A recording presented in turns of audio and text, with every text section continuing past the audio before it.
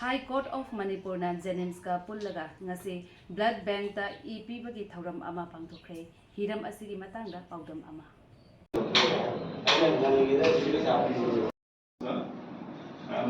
Honorable, I on behalf welcome you all on this kind Director. Today I want before proceeding to the action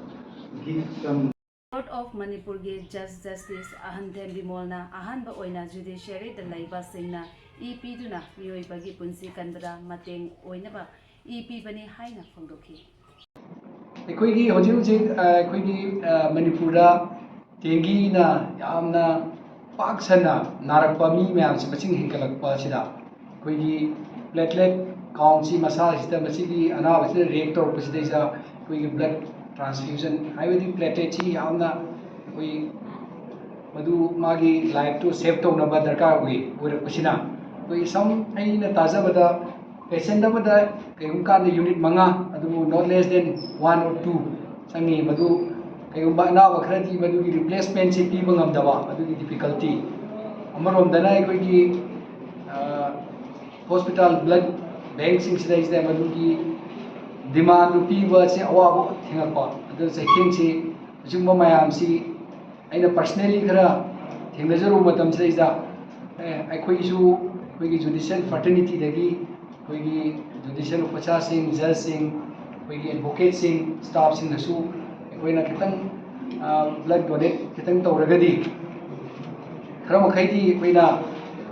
ꯃꯌꯥꯝꯒꯤ ꯄꯕ꯭ꯂꯤꯛꯀꯤ ꯑꯋꯥꯕ ꯄꯦꯁꯦꯟꯠꯀꯤ ꯑꯋꯥꯕꯁꯤ ꯃꯇꯦꯡ ꯄꯥꯡꯉꯒꯗꯤ ꯐꯒꯅꯤ ꯍꯥꯏꯗꯅ ꯈꯟꯖꯗꯅ ꯑꯩꯈꯣꯏ ꯉꯁꯤ ꯄꯥꯡꯊꯣꯛꯆꯕꯅꯤ JNIMSꯇ ꯑꯩꯈꯣꯏꯒꯤ ꯅꯣꯡꯃꯗ ꯑꯩꯈꯣꯏꯅ ꯏꯟꯇꯦꯛ ꯑꯣꯝꯕꯁꯤ 30 to 40 ꯃꯦꯛꯁꯤꯃꯝ ꯂꯧꯏ ꯍꯥꯏ ꯌꯥꯝꯅ ꯄꯤꯁꯟꯕꯁꯨ ꯀꯥꯟꯅꯗꯦ ꯍꯥꯏ ꯑꯩꯈꯣꯏ ꯃꯥꯅ ꯑꯩꯈꯣꯏꯒꯤ ꯕ꯭ꯂꯗ ꯔꯤꯖꯥꯔꯚ ꯇꯧꯕ ꯁ꯭ꯄꯦꯁꯤꯌꯦꯜꯂꯤ ꯄ꯭ꯂꯦꯠꯂꯦꯠꯁꯤ 5 to 6 ꯗꯦꯖꯇꯒꯤ ꯍꯦꯟꯅ ꯌꯥꯗꯦ ꯍꯥꯏ ꯑꯗꯨꯅ ꯄꯦꯔꯣꯗꯤꯀꯦꯂꯤ ꯁꯤꯅ ꯍꯦꯟꯅ ꯄꯥꯝꯃꯦꯅ ꯇꯥꯛꯄꯤꯔꯛꯏ ꯑꯗꯨꯅ ꯑꯩꯈꯣꯏꯅ ꯉꯁꯤ ꯑꯕꯥꯎꯠ 30 ꯌꯨꯅꯤꯠꯁꯀꯨꯝꯕ ꯑꯩꯈꯣꯏꯅ ꯇꯥꯔꯒꯦꯠ ꯇꯧꯖꯕꯅꯤ ꯃꯊꯪꯗ ꯑꯩꯈꯣꯏꯅ ꯃꯊꯪꯒꯤ ꯑꯍꯥꯟꯕ ꯑꯣꯏꯅ ꯃꯁꯤ ꯑꯩꯈꯣꯏ JNIMS ꯍꯧꯗꯣꯛꯆꯔꯦ ꯂꯥꯛꯏꯕ ꯅꯤꯡꯊꯧꯀꯥꯕ ꯅꯨꯃꯤꯠꯁꯤꯗꯩꯗ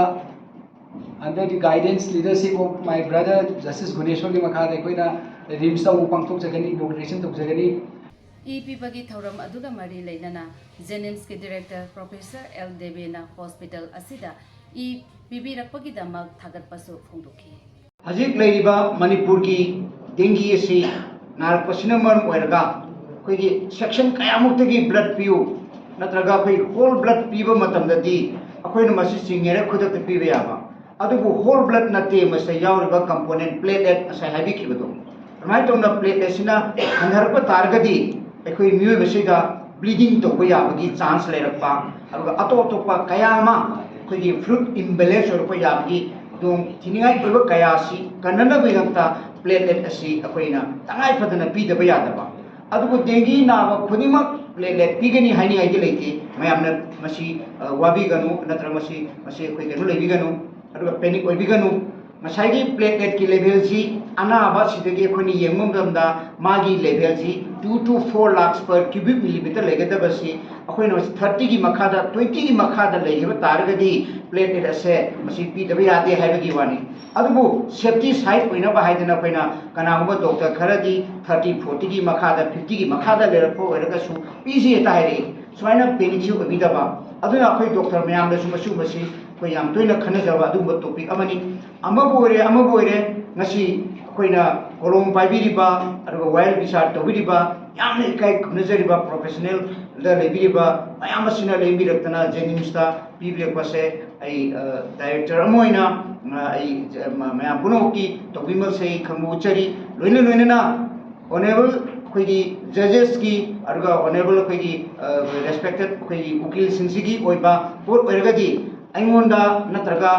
koigi MS ta direct contact tobiro aruga sigi priority se ngasi mayamna JNIMS ta support tobiriba asumna akoi side tagi angamba treatment gi matangna tawjage Medical Superintendent ke S Lokesona biba asina mioi bagi punsi ama kanbada achoba mateng oigadawribani haina wafam kaya su thangki ꯑꯩꯈꯣꯏꯅ ꯄꯤꯊꯣꯛꯄ ꯆꯍꯤ 65ꯒꯤ ꯃꯅꯨꯡꯗ ꯄꯤꯕ ꯌꯥꯕꯁꯤꯒꯤ ꯌꯥꯝꯅ rational ꯑꯣꯏꯕ ꯄꯣꯠꯇꯤ ꯀꯔꯤꯅꯣ ꯍꯥꯏꯕꯗ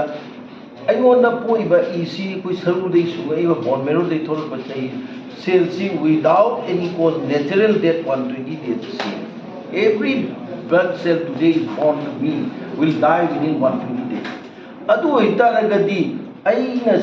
blood am aingoni siraga mangidova idu pithokibada I think it is a rather a boon to me kayino da sigidova mi duna ahingma mi ma hingalandoine ba this is another one the concept of donation of the blood is that tasengna aingoni pibse lothokiba nate rather madu ai ahingba potu pithokibane ba aina ngasi platelet piba matamda RBC piba matamda RBC platelet nunti gi grow tawriba but nunti isu siriba sigador ba cells indu pithokidoine ba amaram dagadi yes volume di only 275 ml gumadani lawdoise koi mi amadagi masigi 275 pawa ma kidani achipa ECD hangna subu matamda sakhibi ne aduna peniki phone bidaba masigi nothing is wrong with that adu donation to basina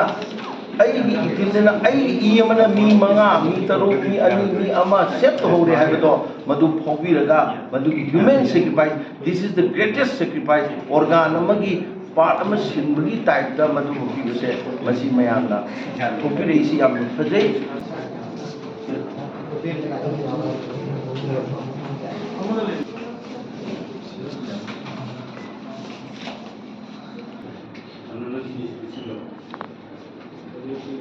Thank you.